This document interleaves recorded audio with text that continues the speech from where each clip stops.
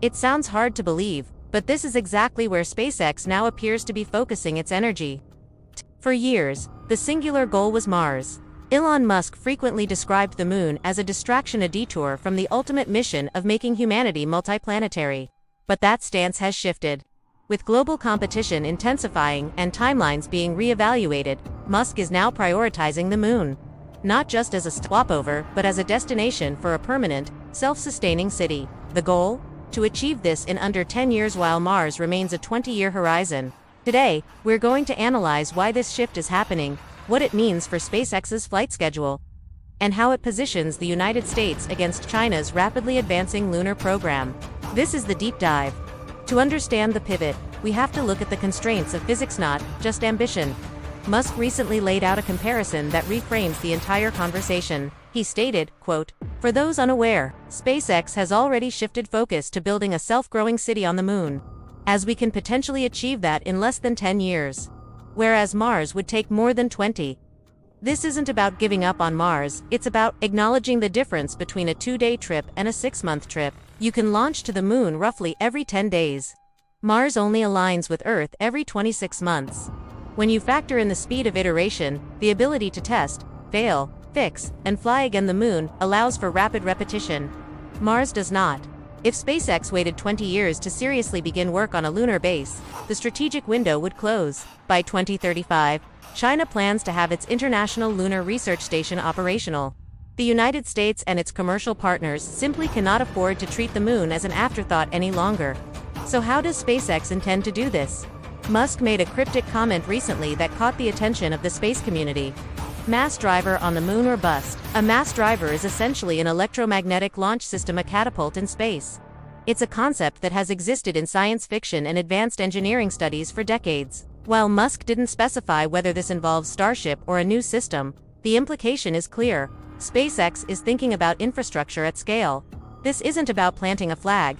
It's about building the capability to move materials, manufacture goods, and eventually export resources from the lunar surface. Whether that involves orbital refueling, AI-assisted robotics, or lunar factories, the underlying objective remains the same: create a self-sustaining economic presence on another celestial body.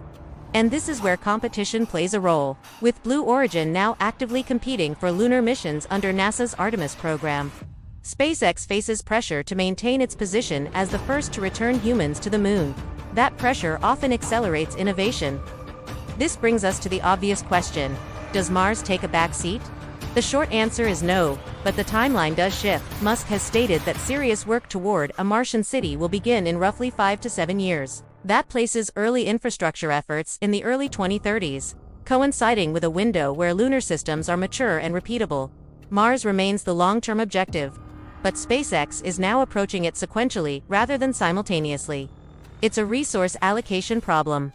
If every engineer is split between two destinations, neither moves fast enough. By concentrating force on the moon now, SpaceX believes it can solve the foundational problems of living off Earth: radiation shielding, life support, resource extraction, and a closer test bed. Those solutions will then be exported to Mars. In this framework, the moon is not a distraction. It is the proving ground. None of this happens without Starship. As we move into 2026, SpaceX is entering the V3 era of Starship development. The upcoming Flight 12, scheduled for March, will be critical. Before SpaceX can land on the moon, it must demonstrate reliable orbital insertion, payload deployment, and controlled two-stage re-entry and landing. Once those fundamentals are proven, the focus shifts to orbital refueling, the single most important capability for deep space missions.